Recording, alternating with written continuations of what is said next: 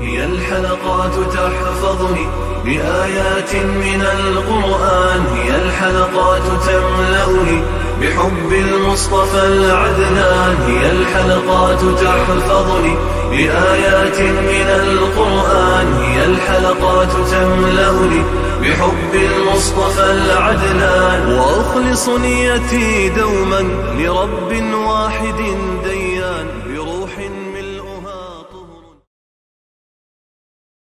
Sure Şuara tefsiri 111. ayetten başlayıp okuyayım inşallah.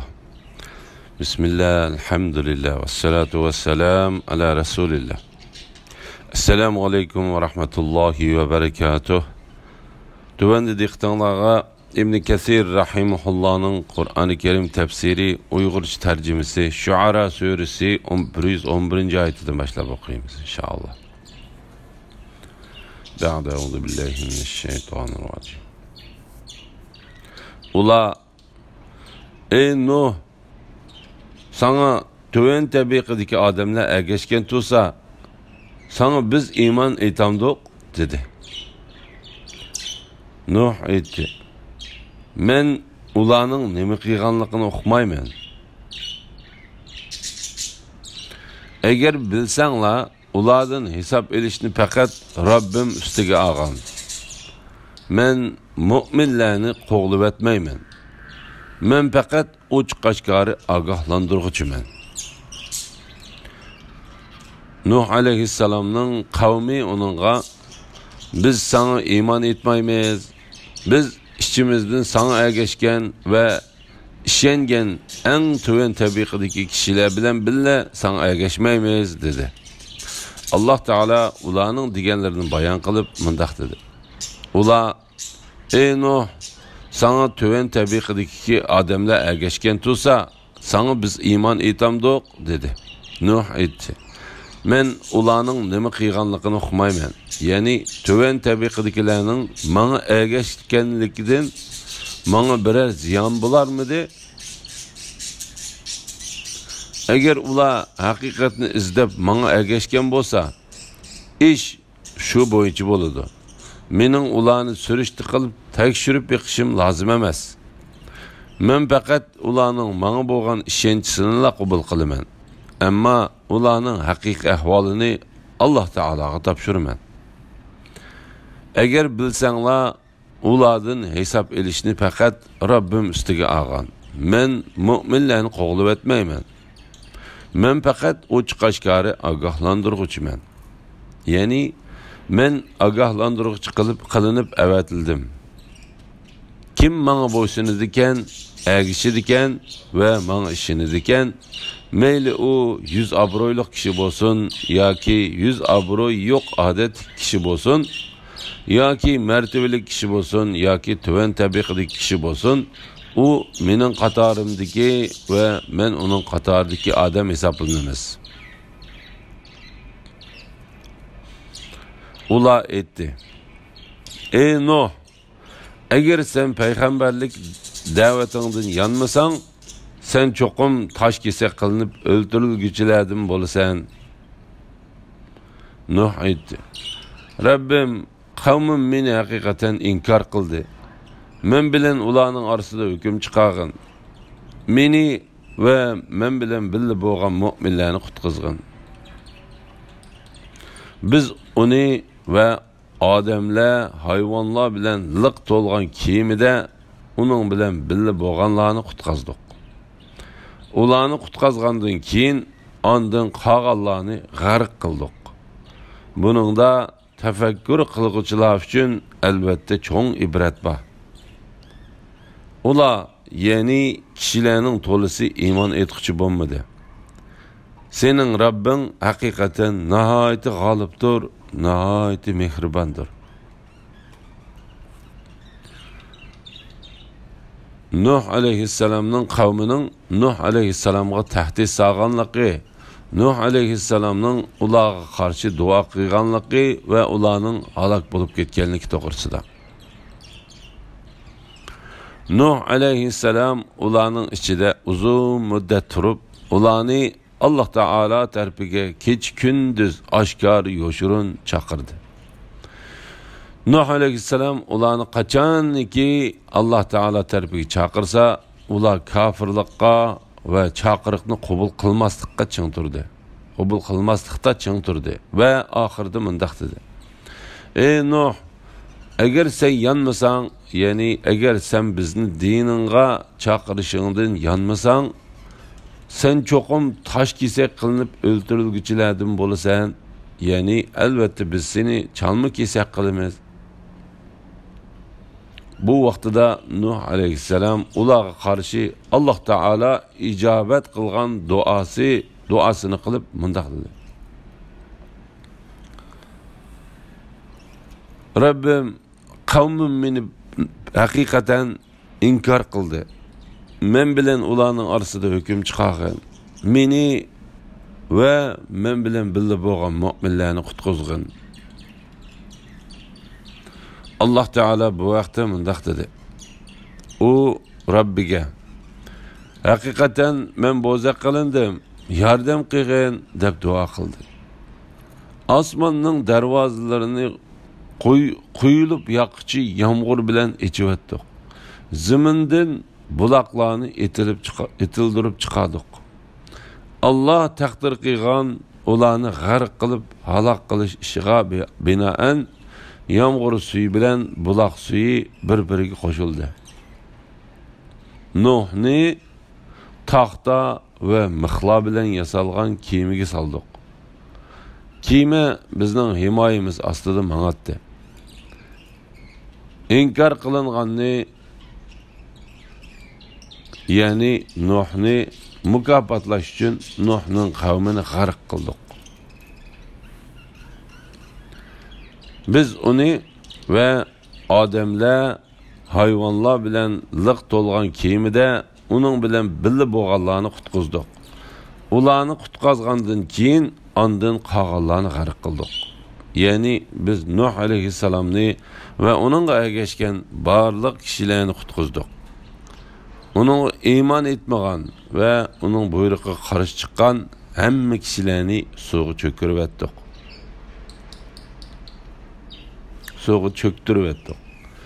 Buningda tafakkur qilguvchilar uchun albatta cho'ng ibrat bor. Ular, ya'ni kishilarning to'lisi iymon etqichi bo'lmadi. Sening Rabbing haqiqatan nihoyat g'olibdir, nihoyat mehribondir.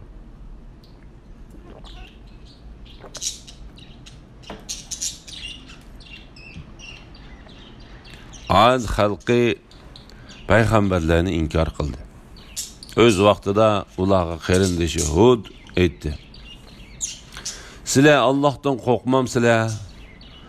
Men haqiqatan sizlarga sodiq payg'ambarman. Sizlar Allohdan qo'rqinglar, menga itoat qilinglar. Tabliğ qilganligimga sizlardan hech qanday haq talab qilmayman. Uni faqat olamlarning Robbidan tilayman. Sizlar har bir egiz joyga o'yin kulki uchun bir alomat, ya'ni egiz bino salamsizlar. Go'yo sizlar o'lmaydigandek dunyoda mangu qolishni umid qilib puxta saroylarni salamsizlar. Agar birovni jazolasanglar, zolimlardek jazolaysizlar. Sizlar Allohdan qo'rqinglar, menga itoat qilinglar. Sizlarga sizlar biladigan ne'matlarni ato qilgan Allohdan qo'rqinglar. U sizlarga chorvalarni, o'g'illarni, bog'larni, buloqlarni ato qildi. Men haqiqatan sizlarning buyuk kunning jazo azobiga qilishinglardan qo'rqaman." Hud alayhissalomning o'z qavmi Adga qilgan va'z nasihati to'g'risida. Bu Alloh taolaning o'zining bandisi va payg'ambari Hud alayhissalom to'g'risida bergan xabaridir. U qavmi Adni Alloh taolo tarafiga chaqirdi. Uning qavmi Yaman shaharlari bilan chegirdash Hadramavtga yaqin qumliq tog' yerlashgan edi. Ularning yashagan davri Nuh alayhissalomning qavmidan keyin edi. Allah Teala bu vaqtda mundaq dedi. Öz vaqtida Nuhning qavmi halok bo'lgandan keyin Allah'ның sizlarni ularning o'rin basarlari qilganligini, vujudinglarni qomatlik, baslik qilganligini yod etinglar. Sizlar baxtga erishishinglar uchun Allohning ne'matlarini yod etinglar. Hud alayhissalomning qavmining tan qurilishi kuch-quvvatlik va bo'yining egizligi eng voyga yetgan edi. Ularning rizqlari mo'l, mal dunyosi, bola chaqalari, ziroat va mevalar ko'p, zaminlari bog' bo'ston va daryolar bilan obod edi. Ular mushundaq ne'matlar ichida turibmi, yana Alloh taologa qo'shib boshqasiga ibodat qiladi. Shuning bilan Alloh taolo ularning ichidan Hud alayhissalomni ularga payg'ambar, xo'sh bishoratchi va ogohlantiruvchi qilib tanlab avatdi. Hud alayhissalom ularni yolg'iz bir Alloh taolo tarafiga chaqirdi. U ularni qarshilik qilganligi uchun keladigan Alloh taoloning g'azabidan, azobidan va Alloh taoloning qattiq tutishidan ogohlantirdi. Hud alayhissalom ularga xuddi Nuh alayhissalomdek vaz nasihat qilib, oxirida mundaq dedi. Sizlar har bir egiz joyga o'yin kulki uchun bir alomat, ya'ni egiz bino salamsizlar. Ya'ni sizlar yo'llar ustiga nihoyat puxta, katta binolarni salamsizlar. Sizlar buni uning ehtiyojinglar bo'lganlikdan emas, balki faqat o'yin tomosha qilish va kuch-quvvatinglarning qaltis ekanligini ko'z tutishinglar uchun salasizlar. Shunga Hud alayhissalom ularning bu qilmishlarini ayıpladı. Chunki bu vaqtni behuda o'tkazganlik, tanlarini manfaatsiz ishlarni qilish bilan charchatganlik va dunyo oxiratda foyda olib kelmaydigan ishlarni qilganlikdir. Shunga Hud alayhissalom mundaq dedi. Go'yo sizlar o'lmaydigandek dunyoda mangu qilishni umid qilib puxta saroylarni salamsizlar. Ya'ni sizlar uningda mangu turish uchun shundaq saroylarni salamsizlar. Mangu turish sizlarga nisb bo'lmaydi. Bu narsalarmi hamon bir kuni sizlardan xuddi sizlardan ilgirki kishilardan yo'qolgan narsalardeklar yo'qoladi. Agar birovni jazolasanglar, zolimlardek jazolaysizlar. Ya'ni Hud alayhissalom ularni nihoyat kuchli, rahimsiz ekanligi bilan sifatlaydi. Sizlar Allohdan qo'rqinglar, menga itoat qilinglar. Ya'ni sizlar Rabbinglarga ibodat qilinglar va payg'ambaringlarga bo'ysuninglar. Ondan Hud alayhissalom Alloh taoloning ularga bergan ne'matlarini eslatishga boshlab mundaq dedi. Sizlar biladigan ne'matlarni ato qilgan Allohdan qo'rqinglar. U sizlarga chorvalarni, o'g'illarni, bog'larni, buloqlarni ato qildi. Men haqiqatan sizlarning buyuk kunning azobi qilishinglardan qo'rqaman. Ya'ni sizlar inkor qilsanglar va qarshilik ko'rsatsanglar, men sizlarning buyuk kunning azobi qilishinglardan qo'rqaman. Hud alayhissalom ularni jannatga rag'batlantirish va do'zaxning azobidan qo'rqitish bilan Alloh taolo tarafga chaqirdi. Bu ularga hech foyda bermadi.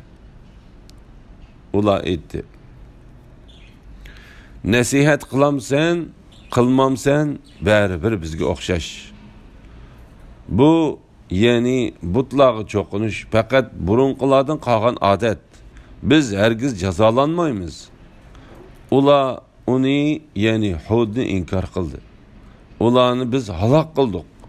Buningda albatta cho'ng ibrat bor. Ularning to'lisi iymon etqichi bo'lmadi. Sening Rabbing haqiqatan nihoyat g'olibdir, nihoyat mehribondir. Hud alayhissalomning qavmining bergan javobi va ularga kelgan azob to'g'risida. Allah Teala Hud alayhissalomning ularni nimidan ogohlantirgan, nimaga rag'batlantirgan, nimaning azobidan qo'rqitganligini ularga ochiq bayon qilib bo'lgandan keyin ularning Hud alayhissalomga bergan javobidan xabar berib mundaq deydi. Ular aytdi: "Nasihat qilamsan, qilmamsan, baribir bizga o'xshash. Ya'ni biz hozirgi yo'limizdan yanmaymiz." Ular aytdi: "Ey Hud, sen bizga o'zingning rostligingni ko'rsatadigan hech qanday ro'shan dalil ko'rsatmading, keltirmading. Sening so'zing bilan biz ilohlarimizni tashlab etmaymiz va sening payg'ambarligingga ishonmaymiz. Amaliyatmi shundaqdir. Chunki Alloh taolo mundaq dedi: Shubhisizki kafirlarni ogohlantiramsan, ogohlantirmamsan, baribir ular iymon etmaydi. Shubhisizki Rabbingning la'natiga tegishli bo'lganlar iymon etmaydi. Ularga bütün mo'jizalar ko'rsatilgan taqdirdami, qattiq azobni ko'rmagicha iymon etmaydi." Bu, ya'ni butlarga cho'qinish faqat burunqilardan qolgan odat. Bu oyatdagi ikki xil qiroat bordir. Bu oyatda ikki xil qiroat bordir. Birinchi xil qiroatga asosan Ibn Mas'ud, Avfi, Abdullah ibn Abbas, Ilqama va Mujahid qatorliqlar bu oyatning ma'nosi sen bizga elib kelgan bu narsa faqat burunqilarning to'qib chiqqan narsalardir deganlik bo'ladi, dedi. Qurayshning mushriklari payg'ambar alayhissalomga shunday degan. Alloh taolo Qurayshning mushriklarining deganligini bayon qilib mundaq dedi.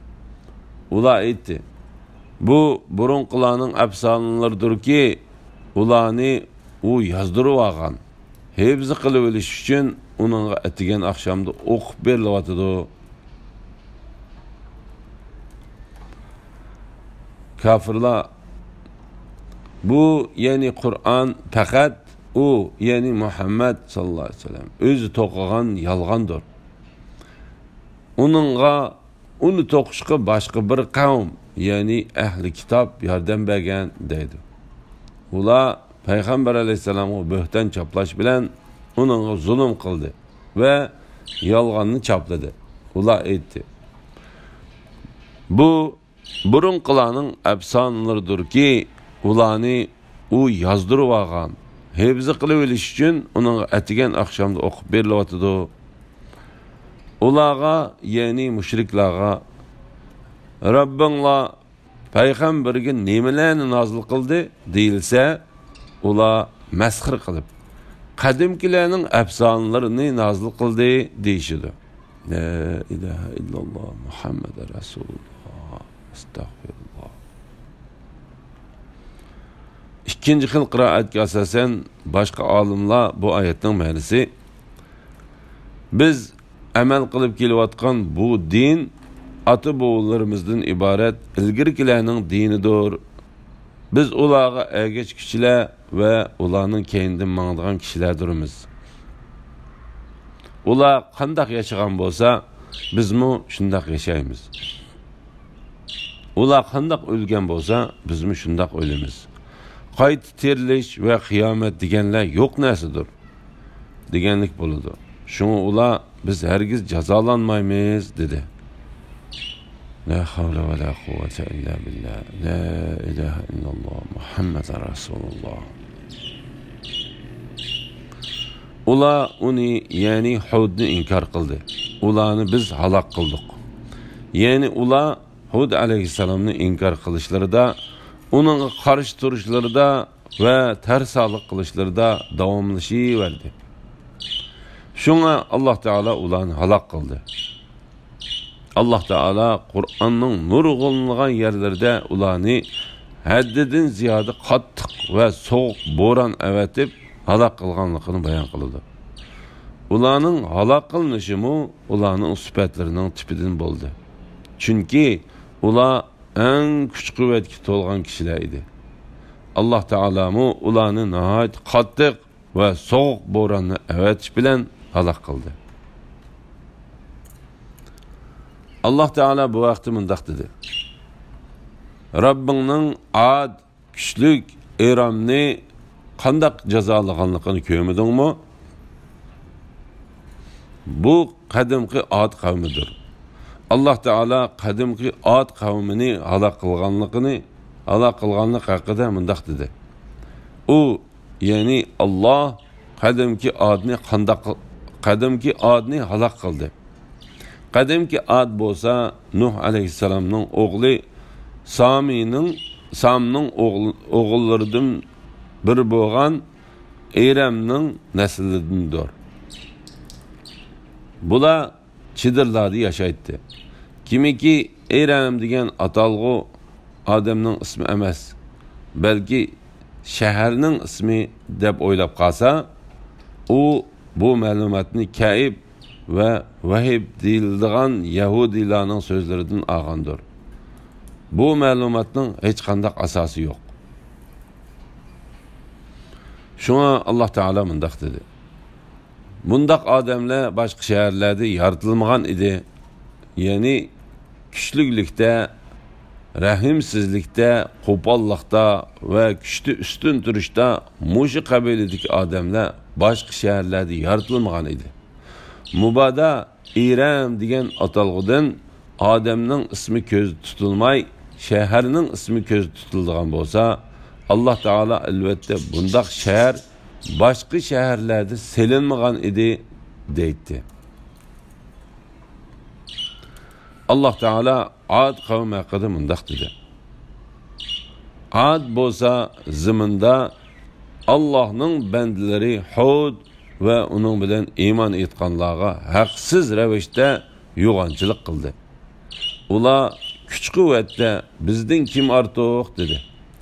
Ular o'zlarini yaratgan Allohning kuch-quvvatda o'zlaridan ustun ekanligini bilmadimi? Ular bizning oyatlarimizni inkor qildi. Ad bo'lsa haddidan ziyoda qattiq va sovuq bo'ron bilan halok qilindi. Allah ularga bo'ronni 7 kecha 8 kunduz üzüldürmey apiridi qildi. Ad qavmining öz makanlarida halok bo'lib, xorma daraxining por ko'taklaridek yotganligini ko'rsa, ya'ni ular besh yo'q jasadga aylanib qoldi. Undaq bo'lishi bo'ron ularni yerdan yulib ilib, havoga ko'tarib, ondan beshchilab yerga urib, mingisini chub, kallasini sundirib, xuddi xumuri etilgan xorma ko'taklaridek qilib tashlab qo'ygan edi. La ilaha illalloh Muhammad Rasululloh. Ular bo'rondan saqlanish uchun tog'larning orasiga, o'nkirlarga, tog'ning kavoklariga va yerga bellariga kelkundek va yerga bellariga kelgudek uvukolab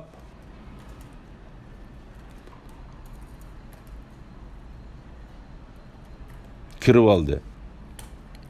Ular tog'larning orasiga, o'nkirlarga, tog'ning kavoklariga va yerga bellariga kelgudek uvukolab kirib oldi. Bundaq amallar Allah Teala'dan ularga kelgan azobdan kichikkinimi to'sib qola olmadi. Chunki Allah Teala ularga pitib etgan azobning muddati kelgan zaman ular azobni tetmay qolmaydi. Allah Teala bu vaqtda mundaq dedi: Shubhisizki, agar bilsanglar, Allohning insonga bekitgan ajali kelgan chaqda ajal kechiktirilmaydi. La ilaha illalloh. Şuna Allah Teala mundaq dedi: Ular uni, ya'ni Hudni inkar qildi. Ularni biz halok qildik. Buningda albatta cho'ng ibrat bor. Ularning to'lisi iymon etqichi bo'lmadi. Elhamdülillah, Allah şükürler olsun. Yukarıda Sure Şuara tefsirinden 140. ayetkice anladınlar. Ahirini keyin qitimli o'qishimiz davomlashtiramiz inshaalloh. Va sallallohu ala Muhammad va ala alihi va sahbihi ajma'in. Assalomu alaykum va rahmatullohi va barakatuh.